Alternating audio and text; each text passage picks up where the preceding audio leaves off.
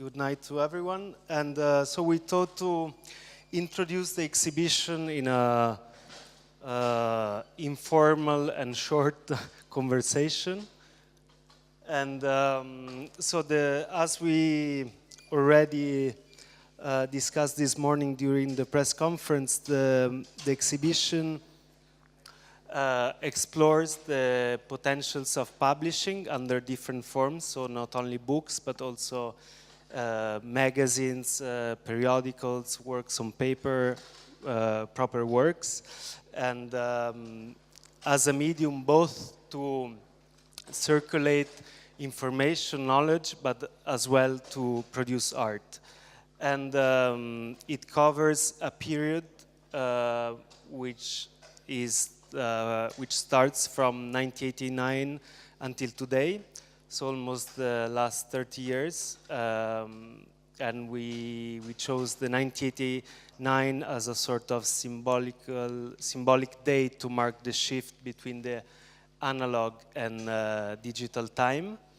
Is articulated over 11 chapters, and some of these chapters display books, not only about art, and some others are more proper works as artistic interventions in different kind of material, journals, periodicals, and others are retrospective of an individual artistic position, like in the case of Philippe Thomas and Ready-Mades Belongs to Everyone's. And others instead are addressing more kind of in-between projects, in between curatorial projects, which also produce books and also works with digital platforms. Other chapters instead are more kind of time-based events, like roundtables, talks, which will happen over the course of the exhibition. And there is also an off-site kind of exhibition within the exhibition, which is at the Franz West studio, where different artists made interventions in different books they have chosen from West Library. And so I will start the conversation maybe from Alexis. And so I wonder, in your position, I mean, you run a bookshop and in Berlin mainly, but also within other kind of institutions, museums as well. You organize exhibition. You also, I think, organize some book fairs. You also produce some books. My question is, like, it seems that now we are witnessing such a proliferation of books and art publishing in terms of production, which seems that it's even superior to what is that the offer is superior to the demand. So, from your point of observation, as you see this and the actual situation. Yeah. Well, I started in the mid-90s on Macintosh clones with the first scanners. I started with from the publisher's perspective, and now it's been 10 years almost with the bookshop. And I've tried to explore every chapter or every ingredient you have in publishing, from putting together the content to editing and then printing, and not in any particular order.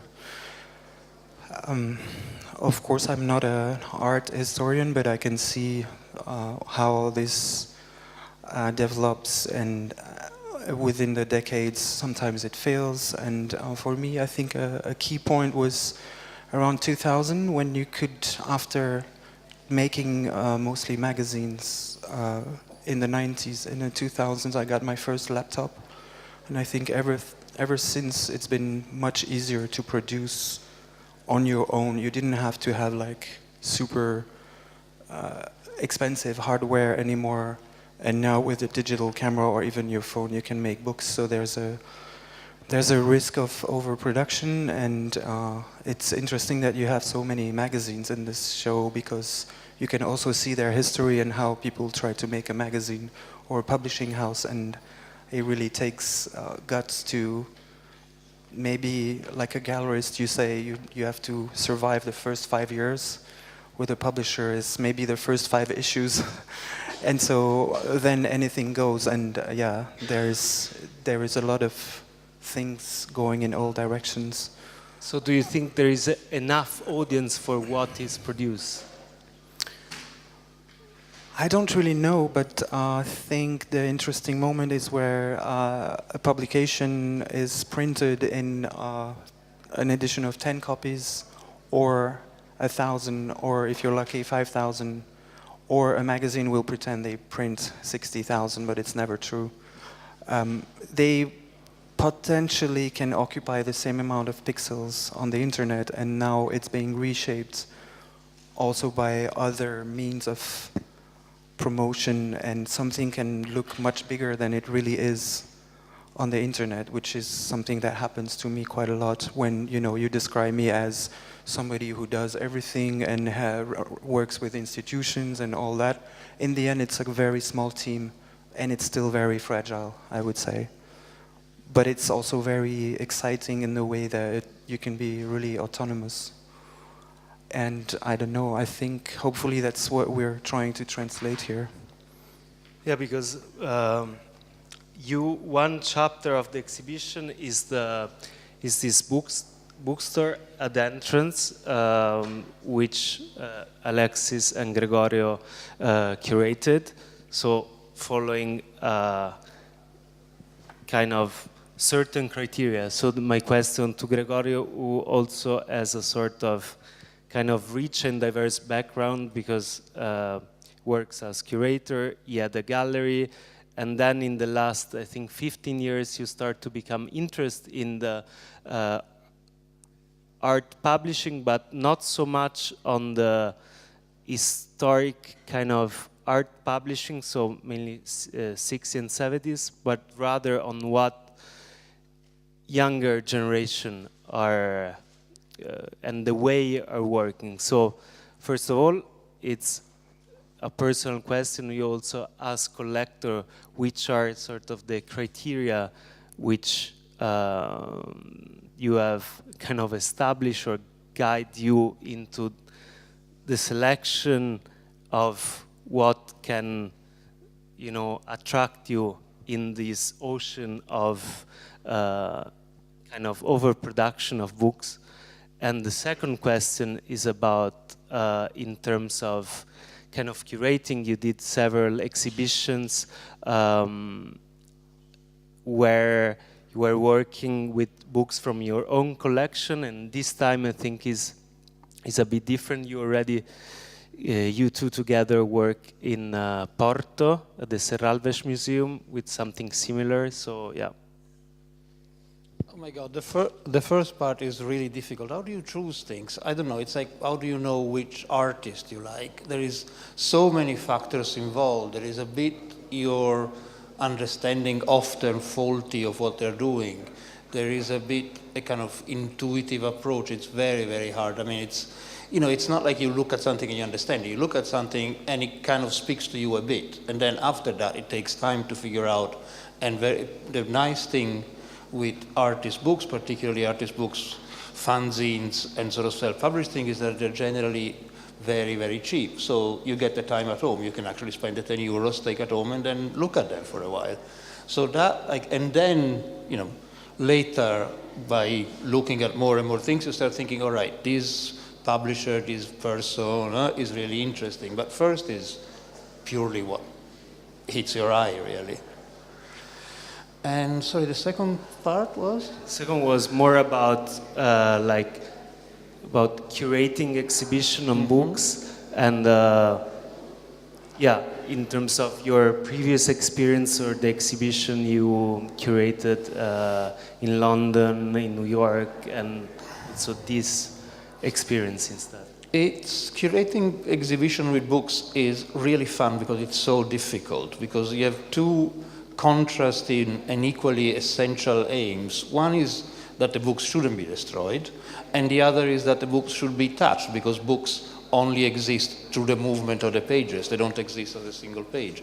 So somehow you're always trying to find a way between the two things. So you're trying to protect these objects, some of which are rare or very fragile or just out of print, and at the same time you don't want to do a thing where you put everything under glass and you only see the cover of a book. You don't get much from the cover of a book if you don't get to actually have a physical encounter one-to-one with the book. So what we've been trying to do with all the various shows that I've done is trying to find a medium way in which all the books are available in different forms. Some are available in the sense that you can just touch them because they're easily replaced. The ones that are most difficult to replace are under a piece of glass, but you can ask and they give you a pair of white gloves. And with a bit of supervision, you can look at them. So that's the first thing that one is to address when exhibiting books, is that just put them in a vitrine, it's just a huge disservice to books.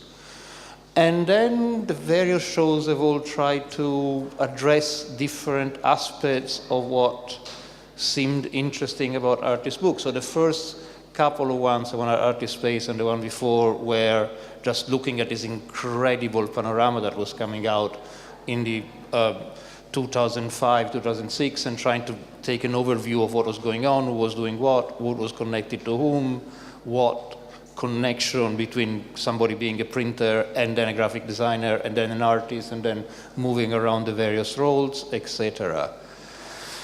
Then there was a show at the Marino Marini which was about trying to deal with the physicality of books, because that's a museum of sculpture, and so there was all these bronze sculptures, so it was how to deal with bronze sculpture book, how the two things, the spaces were occupied, how differently and how similarly the spaces were occupied. And then, what you were saying before, at the Serralves in Porto, we tried to look at what's happening since artist books have become part of a neoliberal lifestyle and kind of a cappuccino of art, where you sort of take it home and you kind of like feel that your life is cool and pleasurable. And so trying to see how some people are trying to resist this sort of like banalization of artist production as a lifestyle. And so and then now we're trying to see what you can do with a curated bookshop. So. And I'm also curious to know your thoughts, but this is of course open to everyone. On one end, we have seen in the last year this proliferation of book fairs, for example, and I don't know, thinking about the New York Book Art Fair, now is attracting in the last edition, I don't know, 20,000 people, so incredible numbers. On the other end, when you do exhibition on publishing, is the opposite. They are considered very difficult, sort of almost elitarian. I mean, someone already wrote about this, that is an exhibition for nerds. Even if we try really to give a lot of information to the public, there is a booklet, there is a journal with a lot of text and sort of extended captions. So yeah, I'm curious what you think about this kind of, that seems a paradox, but at the same time is a very kind of evident thing. Perhaps one of the answers is pretty easy, as this show is 3 months and it's thought like a library, so you can come several times and you don't have to absorb 350 publishers in a weekend in New York, with actually, this year was less people, but it's up to 35,000 people in New York, and you can't even see the books because somebody's trying to grab it from you, etc. So it seems pretty obvious that potentially there was a lot of excitement with all the book fairs, and when they happen regionally, they become educational, but the bigger ones, they are becoming sort of exhausted formats, and also, to sound a bit more critical, when you have like all the blue chip galleries buying the best spots, it kind of dictates a different type of content. And obviously in this room here, we're trying to look at hopefully quite the opposite. Even if I could say I don't mind who made the book and who published it or so on. I mean, I do, but I don't mind if it's a big publisher or somebody in his kitchen. I just look at the object, but it's much harder to be in book fairs. And they also, it's not so easy to fly with books to New York, shipping, all this stuff. So you have to either enter institutional formats and ask for funding, and that is reshaping completely what type of books you can work with and so on. So that's, I hope, I don't know if you guys agree, but we're not really trying to look at that here so much. No, maybe. because on one end, all the book fairs as art fairs also, they are now kind of offering not only, they're not focused only on the commercial aspect, but also they're like fueled with endless number of talks, conversations. So at the same time, you can think about a book fair as a sort of big exhibition, which of course I don't think is like that, but for a lot of people maybe they don't see really a difference in terms of experience. Can I just add something? I think that relates to what Gregorio was rightly calling the life of the book in its neoliberal stage, no? In the sense that on the one hand, most artist publications won't necessarily be incorporated in a public institution as a public library. So they are made to be, they're automatically private objects and objects that are meant to be owned. And therefore, I'm interested in owning. Even if I don't have a lot of money, I can buy a fanzine or I can buy a small publication that doesn't cost a lot. But I'm more interested in the owning possibility of the book and also in the spectacle, going back to the neoliberal, associated to the book, to the talks, to events, than to its exhibition potential, no?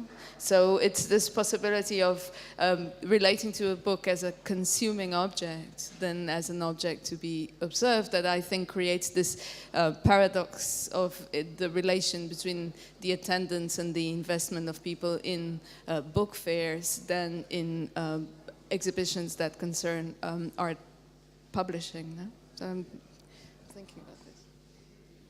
And Christoph, from instead, you are also a collector, but as many people here, the roles are very often overlapping because you're also sometimes curating exhibition. Now you just started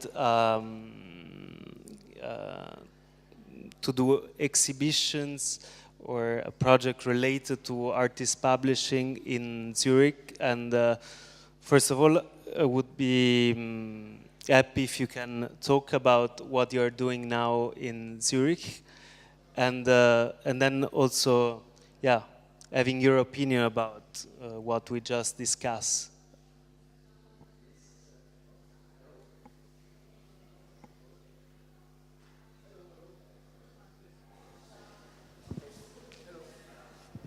Hello? Yeah. Yeah, it is. Nicole. Yeah. Good, yes. I admit I'm a long-time collector now of artist books, different periods of artist books. For a long time it was what we call classic artist books from the 60s, 70s, the concept minimal art publications. But recently I got more and more into the current productions and publications. And I'm fascinated by the link you have between these different movements. But to answer your question, suggestion about my activities, we started to, since a few years, to do exhibitions around and with artist books, because we became aware that even if artists have a tendency, if they are interested in this book, to work very consistently over several years or many years on projects, book projects, producing quite a number of titles. It's nearly impossible to see these together. You will always find one at a bookshop, another one maybe in a fair, and so, because it's the most recent. But it's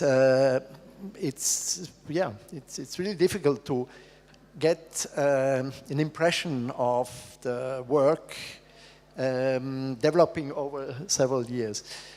It's maybe you can compare it if you had galleries only showing, let's say, one picture or work of an artist together with some other ones, and never showing, making monographic exhibitions. So we decided anyway to show the whole work of certain artists, where we admire the way how they use books and to make books. And we also add some, some space for developing new publications. And I think we have a lot of people really interested and discovering the essence or the importance of this work in the career of the artists involved with the books. Yeah, that's... So, talking about now the comparison with the 60s and 70s, Yep. which is the time where we now consider the time where there was such a one of the richest moment in terms of art publishing production, which at the time, of course, many artists start to make their own books, sometimes self-publishing them, but very often they were also produced by galleries. And but the main reason was also to get a certain freedom of working not only in a physical space, but that the space of the book can be also an exhibition space. This morning we mentioned the Xerox book by Zavialoff, but as well, which is finally was also produced by a gallerist as well. And do you think that, so basically was what triggered these artists was also to get certain freedom of making, also to avoid certain system of distribution? And do you think that things have changed now, or at the end not so much? Because of course also the idea of making a book is also to produce something that can be affordable to many people. And of course now all these books from, think about Dieter Roth, Wiener, Sperry, becomes like also very expensive. But at the end, maybe it's the same with books also that we have here in the bookstore. I mean, maybe this is just a natural course of the things that maybe in 20 years the publication now costs 10. So I'm curious to see if you feel that artists, the way they approach this medium is approaching the same way or not, thinking also about the technology and how it's easy, as Alexis was also saying, now using digital platforms to distribute things. I think it's similar in the attitudes that they have towards books and making books. Similar, I'm speaking now about artists producing books today and the let's call it the classics of the 60s, 70s, the more minimal conceptual art related books. There are differences, but you have the same kind of attitude of using simple materials, of producing unassuming books mostly. You have to really look at them to discover the, I don't know, the power or the beauty and so on of this. Compared, let's say, to another kind of books, which are the painters' books, which are often related to some precious ways of printing and large formats. I think these two, let's say the 60s, 70s and the 2000s, the year 2000s, join each other quite well.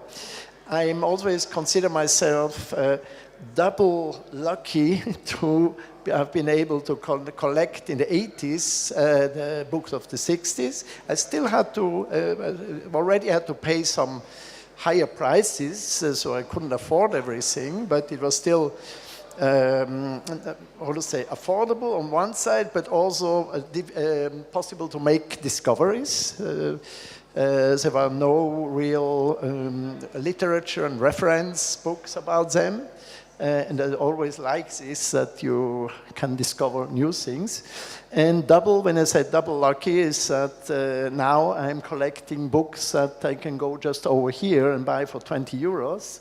And I really believe that some of these have the quality of, I don't know, a Lawrence Wiener book of the 70s, or a Rouchet book, or a book by Feldman, which today have very high prices. And I think the quality is really in the same category.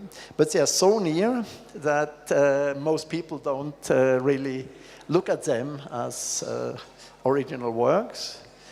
They are also so near, certainly, and that makes it a little bit more difficult. There is still no, how to say, the stamp of the history of art saying this artist is in big museums, has had big shows, so you are on your own to decide on the quality. But it's also fun to just be fascinated by something and decide this is someone, an excellent artist using this medium.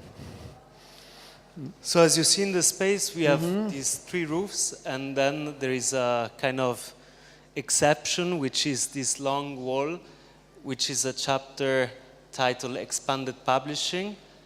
And so Filipa co-curated it, and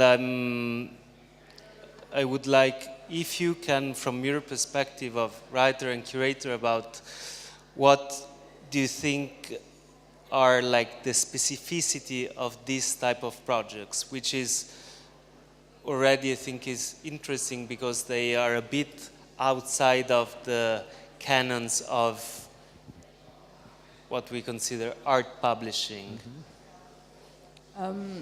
Well, when we started the conversation, when Lucas started talking and telling me about his project for the show and what he was thinking of doing, something that became very obvious from the beginning was the fact that an investigation about the role of artist publishing in the very present time, from the 1990s onwards, should include not only the books as objects and not only publication as an activity that is strictly involved in the making, printing, and distributing and selling of these objects, but also on the life that existed around publishing. No? And this morning when we were talking, I mentioned this social aspect of publishing, or this communal aspect of publishing, and how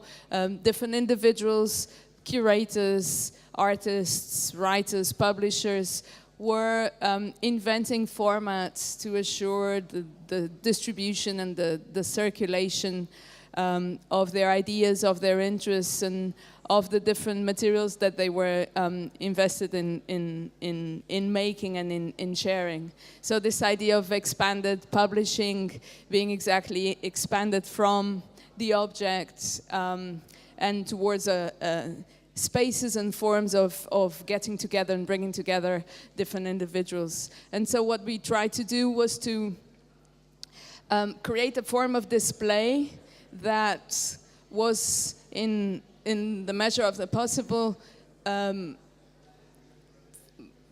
similar, or that had some echo in relation to the identity of the different projects that we included. And of course, we couldn't have a huge selection, so we made a very criterious sampling of a handful of projects in which the displays mimic and illustrate and talk to the identity of the different projects. For instance, in the case of the first one that you see, we have Ubu Web, which exists since '96, since the second half of the '90s, and it's one of the most canonical presences online in relation to artist content.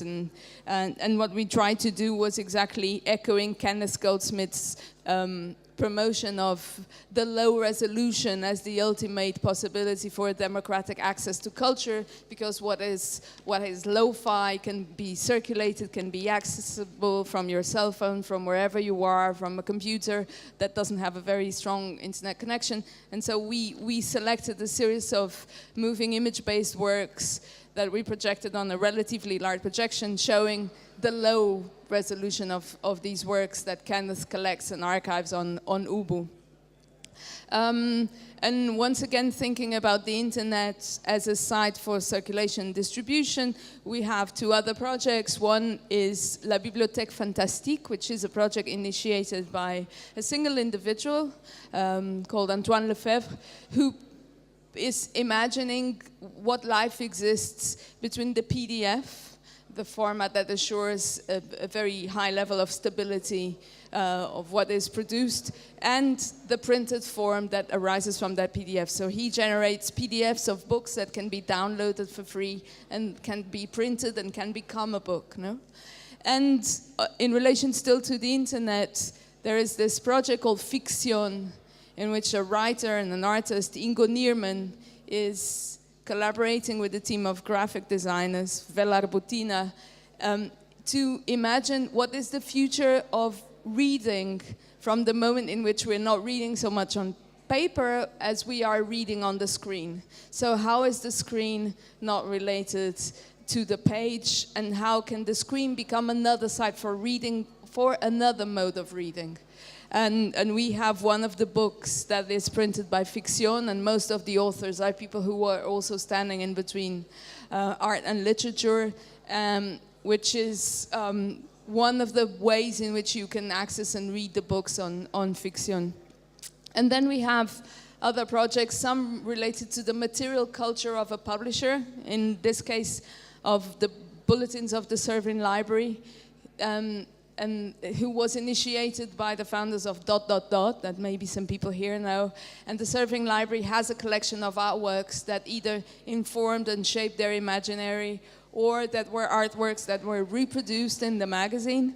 And we have a small sample of the kind of works that they have, which is also on display here.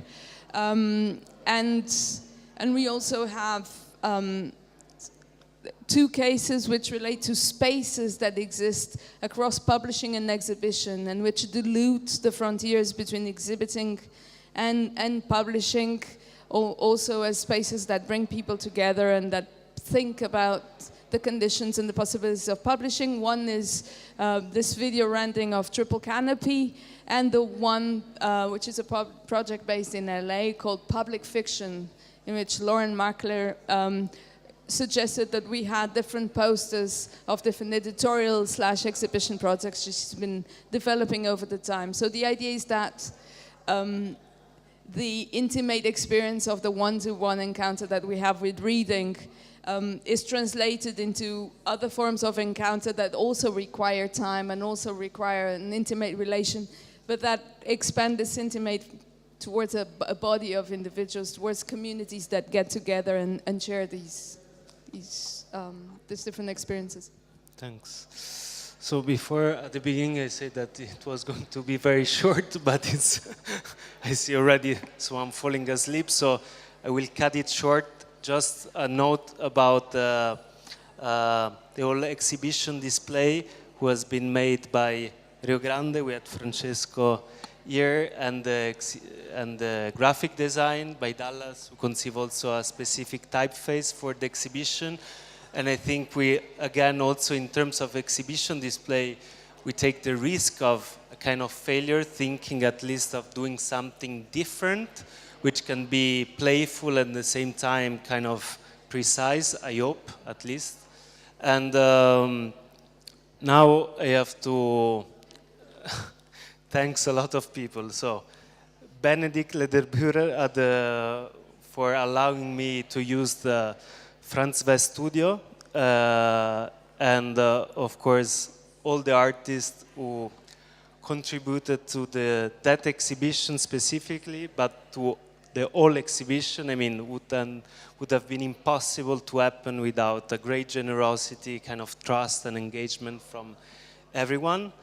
Claire Birus is who, thanks to her, we were able to get here in Vienna kind of a the complete material of magazines, interventions, advertising, works on paper, books by ready-makes belongs to everyone, and Museum in Progress, which actually the chapter called Messages Medium that also Christoph worked with me on is a kind of homage in a way to Museum in Progress, which is a really incredible institution and is a museum that already many years ago thought about going out of the museum and to produce works which can happen like in public spaces or magazines, billboards. They did really amazing projects, and we're really glad to be able to show a lot of this material. And then, of course, now I have to thank also the entire team of the Kunsthalle, that they really ate me, I think, over the last 6 months. So, but Eleanor Taylor, Maximilian Steinborn, Vanessa Joan Mueller, Almut Kreisa, Aneta Zeratnik, and all the technical team from Johnny Dibocchi, Danilo Pecker, all the artenders, and of course Hector Peliak, who did the whole production of this kind of craziness, which I hope that can also have a sort of sense or nonsense for you that are like visiting. So thanks again to all the artists that are also here, and yeah, thanks to all of you.